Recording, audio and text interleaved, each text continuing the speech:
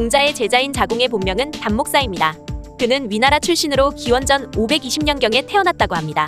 공자보다는 30살 정도 어렸는데 두뇌 회전이 빠르고 언변이 매우 뛰어났습니다. 공자는 자공을 호련에 비유했습니다. 호련은 중국에서 제사를 지낼 때 쓰는 옷그릇입니다. 제사 때 쓰이는 그릇이니 공자는 자공을 꼭 필요하고 귀한 사람이라고 한 것이죠. 그런데 공자가 이전에 군자는 그릇이 아니다라고 말한 적이 있다고 하는데요. 결국 공자는 자공에 대해서 군자의 수준까지는 아니지만 재주가 뛰어나 꼭 필요한 사람이라 생각한 것으로 보입니다. 자공은 위나라의 재상으로 활약했습니다. 논어에 실린 자공의 말을 통해 그의 정치적 감각을 엿볼 수 있습니다. 군자의 잘못은 일식이나 월식과 같다. 잘못을 범하면 모두가 다 본다. 허나 잘못을 고치면 모두가 우러러본다. 군자는 하류에 머무는 것을 싫어한다. 세상의 악한 것들이 모두 그리로 몰려가기 때문이다. 자공은 사업 수완이 뛰어나서 여러 나라를 오가며 큰돈을 벌었습니다. 그래서 공자를 경제적으로 많이 도와주었다고 하는데요. 공자가 자신의 이상을 현실 정치에서 실현해줄 군주를 찾아 14년간 천하를 떠돌 때 경제적으로 뒷받침했던 사람이 바로 자공이었습니다. 아내는 이상을 추구하다 보니 늘 가난했다. 반면 자공은 관청에 청탁이 없는데도 재물을 불렸는데 예측이 잘 맞았기 때문이었다.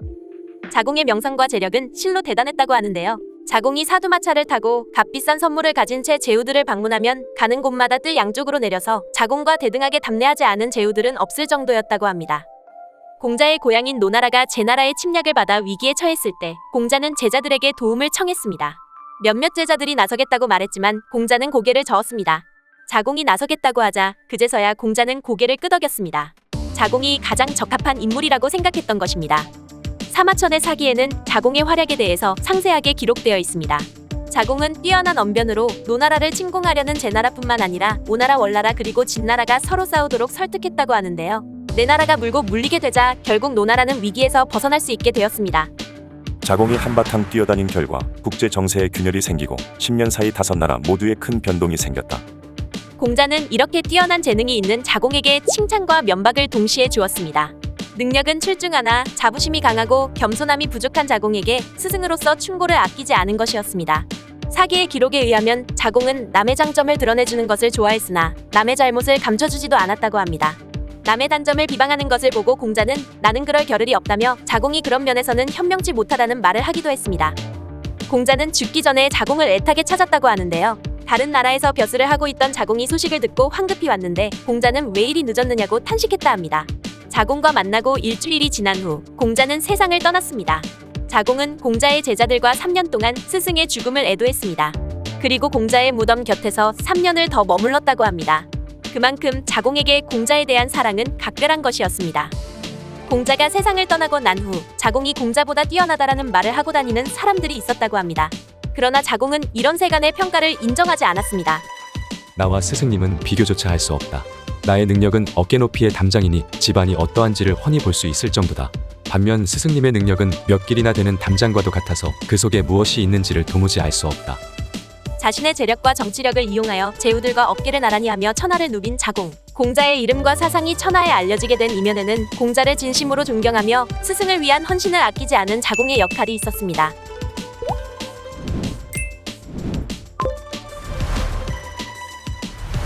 자로는 공자보다 9살 적었으며 원래 야인 출신으로 낭인 생활을 했다고 합니다. 자로가 21살 때 소문을 듣고 공자를 찾아왔습니다. 숱하게 깃털을 모자에 꽂고 허리에 칼을 찬 자로는 공자에게 위압적인 태도로 시비를 걸었습니다. 학문 따위는 대체 배워 뭐하냐면서 말입니다. 당신은 대나무를 본 적이 있어. 대나무는 저절로 곱게 자란단 말이오. 저 혼자 자라지만 튼튼해서 쉽게 휘어지지도 않소. 대나무는 잘라 바로 화살로 쓸 수도 있어서 소가죽도 뚫어버린단 말이오. 이런 걸 보면 나처럼 현성이 뛰어난 사람에게는 배움이란 불필요한 것이 아니겠소. 자로는 대나무 화살처럼 타고난 능력이 뛰어난 사람은 배울 필요가 없다는 논리를 말한 것이었습니다. 그러자 공자는 이렇게 말했습니다. 깃털로 화살깃을 만들고 뾰족한 쇠붙이로 화살촉을 만들어 그 대나무에 붙인다면 어떻겠소? 더 날쌔고 강한 무기가 될 것이요. 그러면 겨우 소가죽을 뚫는데 그치지 않을 것이요. 공자는 타고난 재능이 있는 사람도 배워야 더 나은 사람이 될 수 있다고 말한 것입니다. 공자의 말에 자로는 크게 깨닫고 공자를 스승으로 모셨다고 합니다. 자로는 공자를 가장 오랫동안 따라다닌 제자였습니다. 논어에서도 가장 많이 등장하는데요. 자로가 등장할 때는 대부분이 공자의 꾸중입니다. 공자가 그를 꾸짖을 때는 단순히 혼내는 정도가 아니라 언제나 호되게 꾸짖었습니다.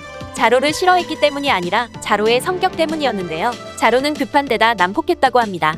자로는 비록 거칠었지만 용기와 담력이 있었고 뜻은 굳세고 솔직했습니다. 자로는 스승 공자의 호위무사를 자처하기도 했는데요. 공자는 자로가 제자가 된 뒤로는 나에 대한 험담이 들려오지 않는다는 말을 하기도 했습니다. 어느 날 제자인 안현과 자로가 공자를 모시고 있었습니다.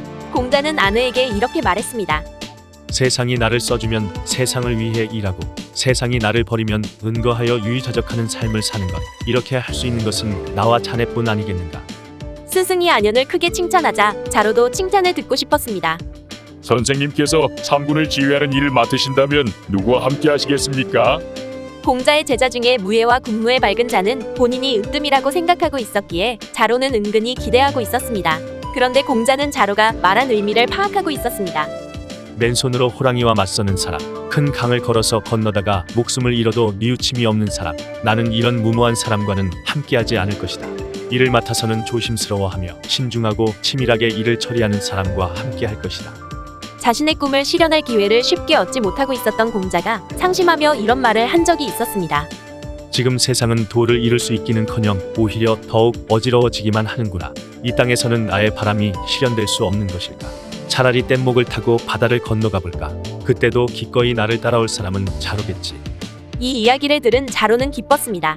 공자가 자신을 콕 집어 이야기한 것이 인정받은 것이라고 생각했기 때문입니다. 그러자 공자는 자로를 야단쳤습니다. 자네의 용맹은 나보다 낫지. 그런데 지혜가 부족하지 않은가. 용맹스러움을 도무지 쓸 데가 없구나. 이렇듯 자로는 공자에게 자주 꾸중을 들었습니다. 그러자 다른 제자들이 덩달아 자로를 얕잡아보고 무시했다고 합니다. 제자들이 자로를 깔보자 너희들은 자로의 경지에도 이르지 못했다고 공자는 제자들을 꾸짖었습니다. 평소 자로를 혼낸 것은 더욱더 성장하기를 바라는 스승의 사랑일 뿐 공자가 자로를 낮춰본 건 결코 아니었던 것입니다. 가난한 밥상과 해진 옷을 부끄러워하는 자는 군자가 아니다. 값비싼 가죽옷을 입은 자와 나란히 서 있으면서도 거리낌 없는 이는 바로 자로일 것이다. 자로는 자기 자신에 대해서 엄격한 사람이다. 자로는 약속을 다음 날로 미루는 일이 없다. 원칙을 중시했던 자로는 스승의 처신에 대해서도 서슴없이 항의하는 제자였습니다. 공자가 위나라의 왕후를 만나고 돌아온 적이 있었습니다. 그 왕후는 문란하기로 유명해 평판이 아주 좋지 않은 사람이었습니다. 자로는 공자에게 직접 가서 따지기까지 합니다. 자로의 계속되는 항의에 공자는 하늘이 보고 있다는 말을 해가면서 자신의 결백을 2번이나 맹세해야 했습니다.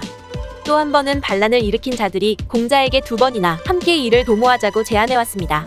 공자는 고민을 하지만 자로는 못마땅해하며 스승의 면전 앞에서 항의했습니다. 전에 스승께서는 선하지 못한 자는 군자가 아니며 군자가 아닌 자의 밑에 들어가서는 안 된다고 말씀하셨습니다. 그들은 선하지 못한 자들이옵니다. 즉 가실 곳이 없으면 그만둘 일이지 어찌 그런 자에게 가려고 하십니까? 자로의 비판에 공자는 마음을 접을 수밖에 없었다고 합니다. 자로는 환갑이 넘어서 위나라의 관직을 맡았는데요. 공자가 고향 노나라로 돌아갈 때쯤이었습니다. 위나라에서 벼슬을 하던 자로는 변란에 휘말리게 되는데요. 자로는 혼란 속에서 몸을 던지다 자신이 섬기던 군주를 위해 목숨을 잃습니다. 전해 오는 이야기에 따르면 자로는 마지막 순간 떨어진 관을 고쳤으며 이렇게 말했다고 합니다. 군자는 죽어도 관모를 벗지 않는다. 한편 공자는 위나라의 변란이 일어났다는 소식을 들었을 때 자로의 죽음을 예견했다고 합니다. 자로의 강직한 성격을 알고 있었기 때문이었습니다. 자로가 죽어 인육젓갈이 되었다는 소식이 전해지는데요. 공자는 엄청난 충격을 받으며 집안에 있는 젓갈을 모두 버리라 소리쳤다고 합니다. 공자의 제자 중 최연장자였으며 때로는 친한 친구 같고 스승에게 직언하는 유일한 제자였던 자로. 그는 자신에 대해서도 엄격한 사람이었으며 어려운 가정 환경과 거친 성격이었지만 끊임없이 노력하는 제자였습니다. 공자는 자로에게서 소박하고 순수한 인품을 발견했고 이 뜨거운 정열의 사나이를 자기 곁에 오래 머물도록 했습니다. 공자와 자로는 사제간이었지만 서로에게 끌리며 동지애로 뭉쳐진 그런 관계였던 것입니다.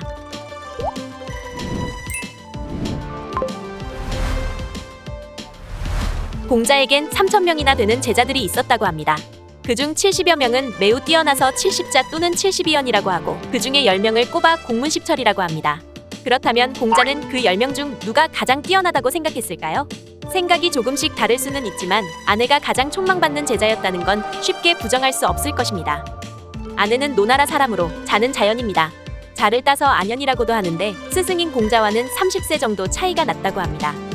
논어의 시작이 하기편일 정도로 공자의 사상에서 배움은 매우 중요하다고 할 수 있습니다.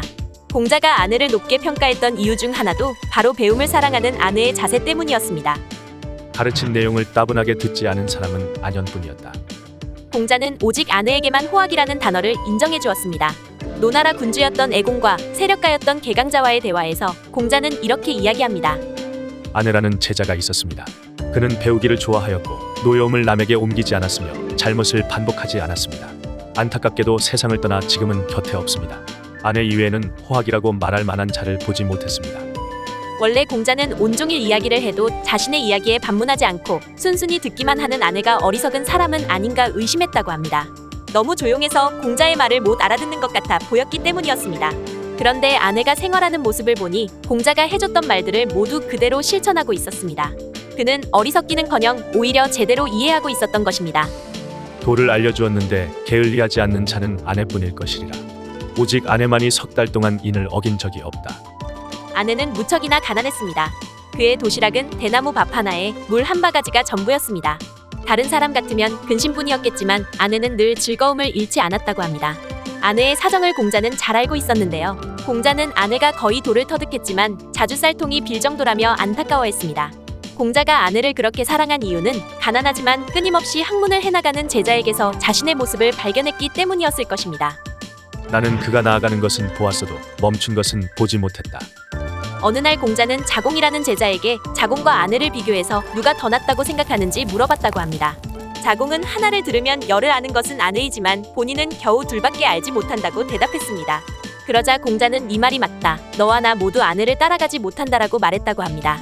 하나를 배우면 열을 안다는 뜻의 고사성어 문일지십은 여기서 나왔습니다.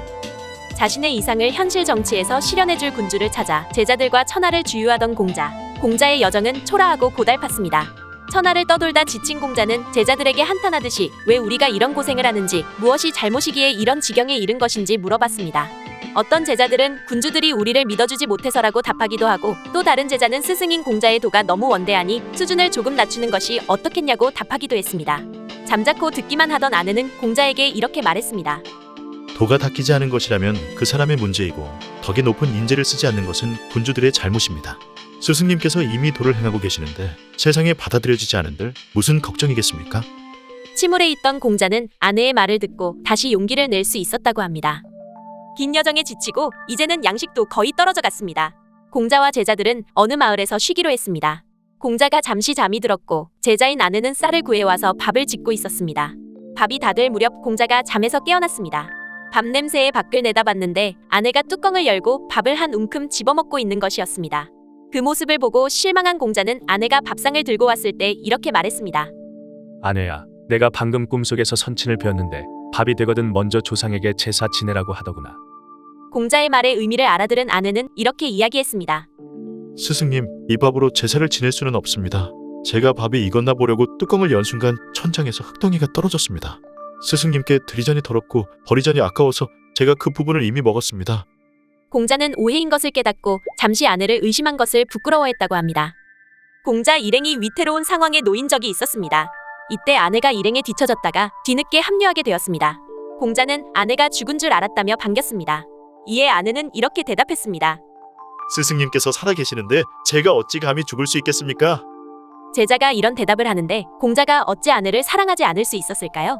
하지만 아내는 이 말을 지키지 못했습니다. 찢어지게 가난했기에 몸이 약했던 아내는 머리가 하얗게 새어버리더니 공자와 망명 생활을 마치고 노나라로 돌아온 지 얼마 지나지 않아 기원전 483년경 세상을 뜨고 말았습니다. 큰 충격을 받은 공자는 하늘이 나를 버리시는구나라고 말했습니다. 공자가 어찌나 슬퍼했는지 다른 제자들이 나서서 말릴 정도였다고 합니다. 내가 지나치게 슬퍼하고 있느냐? 아내를 위해서가 아니라면 누구를 위해 이렇게 슬퍼할 수 있겠느냐?